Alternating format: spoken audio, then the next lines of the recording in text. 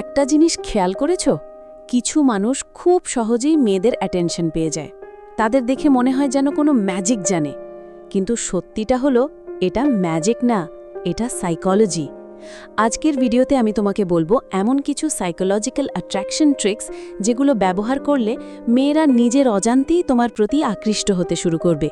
আর ভিডিওর শেষের ট্রিকটা এত পাওয়ারফুল যেটা হাই ভ্যালু মেনরা সিক্রেটলি ব্যবহার করে। ওয়েলকাম ব্যাক গাইজ, তুমি দেখছো MS মোটিভেটর। আজকের ভিডিওটা রিলেশনশিপ না, এটা হিউম্যান সাইকোলজি নিয়ে। কারণ অ্যাট্রাকশন শুধু লুকস দিয়ে হয় না, অনেক অ্যাভারেজ লুকের মানুষও রিলেশনশিপে খুব সাকসেসফুল হয়। কেন জানো? কারণ তারা জানে মানুষের মাইন্ড কিভাবে কাজ করে। তাই ভিডিওটা স্কিপ না করে পুরোটা দেখো, কারণ প্রতিটা পয়েন্ট তোমার কনফিডেন্স, পার্সোনালিটি আর অ্যাট্রাকশন পাওয়ার বাড়িয়ে দেবে। Point 1, mystery creates attraction.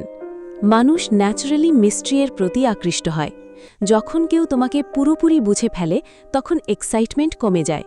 এই জন্যই যারা সব কথা একদিনেই বলে দেয়, সব সময় অনলাইন থাকে, সব সময় অ্যাটেনশন দেয়, তাদের ভ্যালু ধীরে ধীরে কমতে শুরু করে। কিন্তু যারা কাম থাকে, সব কিছু রিভিল করে না, তাদের নিয়ে কিউরিওসিটি তৈরি হয়। আর মেয়েরা তখন ভাবতে শুরু করে, এই ছেলেটা আসলে কেমন? আর এই কিউরিওসিটি থেকেই অ্যাট্রাকশন শুরু হয়। তাই সব সময় নিজের লাইফ নিয়ে বিজি থাকো, নিজেকে রেয়ার বানাও, কারণ রেয়ার জিনিসের ভ্যালু সব সময় বেশি হয়। Point 2, eye contact psychology. Eye contact হচ্ছে সাইলেন্ট অ্যাট্রাকশন ওয়েপন। যখন তুমি কারো সাথে কথা বলার সময় কাম আই কন্ট্যাক্ট রাখো, তখন তুমি কনফিডেন্ট দেখাও। আর কনফিডেন্স হলো অ্যাট্রাকশনের সবচেয়ে পাওয়ারফুল জিনিসগুলোর একটা। অনেক ছেলে নার্ভাস হয়ে চোখ সরিয়ে নেয়, এতে ইনসিকিউরিটি বোঝায়। আবার কেউ কেউ ওভার স্টেয়ার করে, যেটা ক্রিপি লাগে। পারফেক্ট আই কন্ট্যাক্ট মানে হলো কাম, রিল্যাক্সড এবং ন্যাচারাল আই কন্ট্যাক্ট। যখন তুমি হাসি মুখে কনফিডেন্স নিয়ে তাকাবে, তখন অটোম্যাটিক্যালি ইমোশনাল কানেকশন তৈরি হবে। Point 3, emotional comfort. একটা বড় ট্রুথ বলি, মেয়েরা শুধু হ্যান্ডসাম ফেস খোঁজে না, তারা খোঁজে ইমোশনাল কমফর্ট। যে ছেলের সাথে কথা বলে শান্তি লাগে, যার সামনে ফেক হতে হয় না, যার সাথে নিজের ফিলিংস শেয়ার করা যায়, সেই ছেলের প্রতি ন্যাচারালি অ্যাটাচমেন্ট তৈরি হয়। তাই ইমপ্রেস করার জন্য ফেক পার্সোনালিটি ব্যবহার করো না, বরং মন দিয়ে শোনো, রেসপেক্ট দাও, তার ছোট ছোট কথা মনে রাখো।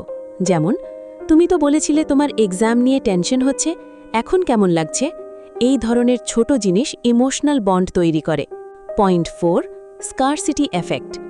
সাইকোলজিতে একটা টার্ম আছে, স্কারসিটি এফেক্ট।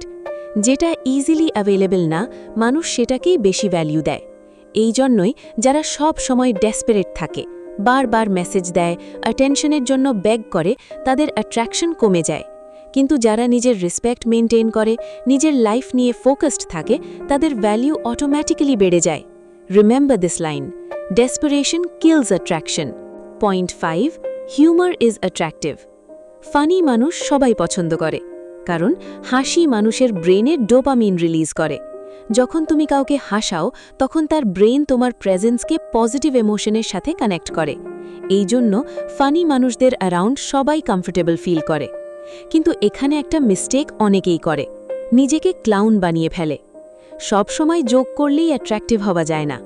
ব্যালেন্সড হিউমার সবচেয়ে পাওয়ারফুল, যেখানে কনফিডেন্স আছে, ফান আছে, কিন্তু সেলফ রেসপেক্টও আছে।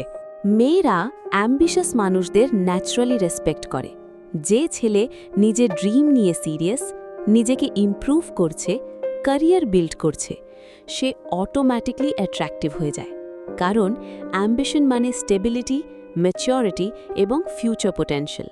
তাই শুধু রিলেশনশিপ নিয়ে অবসেসড থেকো না, নিজের লাইফ বিল্ড করো, জিম করো, স্কিলস শেখো, মানি আর্ন করো, নিজেকে আপগ্রেড করো।